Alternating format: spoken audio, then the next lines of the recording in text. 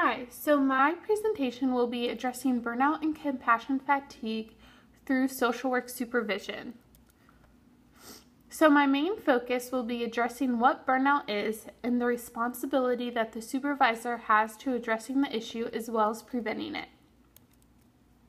So first, I'm going to start out with the definition of burnout. Burnout can be defined as a syndrome of physical and emotional exhaustion resulting from occupational stress involving the development of negative self-concepts, negative job attitudes, and a loss of concern and feelings for clients.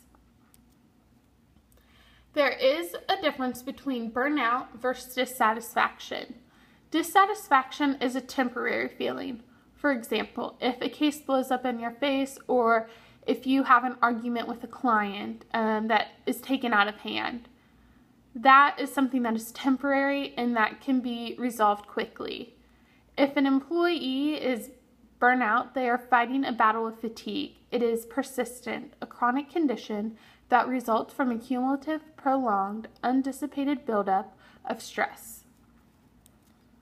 There are multiple symptoms of burnout. There are physical symptoms, emotional symptoms, along with behavioral symptoms. So we are first going to start out with the physical symptoms. So this means that they might be feeling physically drained. They could be more susceptible to illness, have headaches, maybe even have issues with their digestive system and sleep disorders. Emotional symptoms. So they may be disengaged from work, discouraged and pessimistic attitudes towards work. They might have a loss of enthusiasm and a sense of mission. So meaning they've lost why they are doing what they are doing. Instead of the job being interesting and satisfying, the job has become something to be tolerated and something that they need to survive.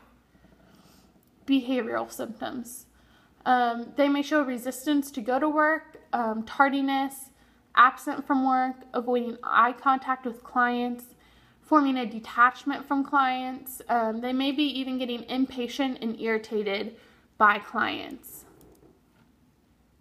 A supervisor is responsible for helping supervisees adjust to this job-related stress. They have tasks of making the employee feel comfortable, satisfied, happy, and making sure their psychological well-being is good. Supportive supervision, supervisors having learned how to identify symptoms of burnout and the factors that contribute to it, have the responsibility to respond and help prevent the effects or development of stress and tension. For social workers to do their job effectively, they need to feel good about themselves and the work that they are doing. So what does supportive supervision look like? Insurance, encouragement, recognition of achievement, approval, and attentive listening. When the supervisor implements these responsibilities into supervision, they are trying to make the worker feel calm with their work.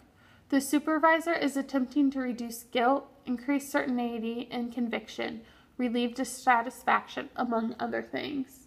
So they're really trying to comfort their supervisee and making sure that they are feeling good about the work that they are doing.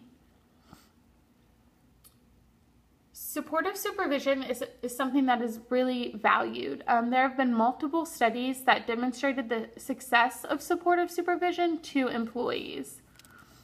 One is a study that was supportive supervision versus unsupportive supervision. So students here that experienced supportive supervision showed a great difference in understanding empathy after supervision compared to before supervision. And those students, however, who experienced unsupportive supervision did not have any change in their understanding of empathy. Another study showed that those who experienced unsupportive supervision are more likely to shift the focus from the client to themselves, which would just cause more stress to them and causing burnout. And lastly, Berkeley Planning Associates studied worker performance across the country in 11 different agencies in the U.S. They compared different levels of burnout between agency workers It was reported that those who did not have adequate supervision had a higher rate of burnout. In agencies, though, that had reported adequate supervision, the rate of burnout was much lower. Supervisors should not only be helping employees during supervision, but they should also be encouraging employees to do things outside of their work to help care for their personal, mental, and physical health to prevent burnout.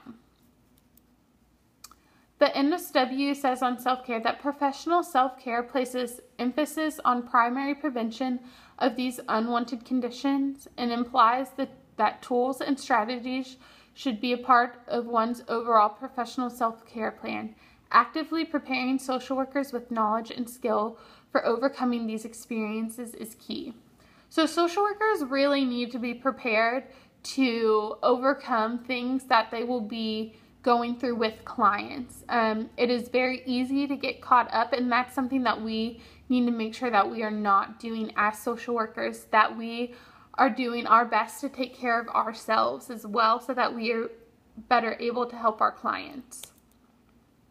Some examples of self-care is exercise, hobbies, eating healthy, and spiritual. So whether that be praying or meditating.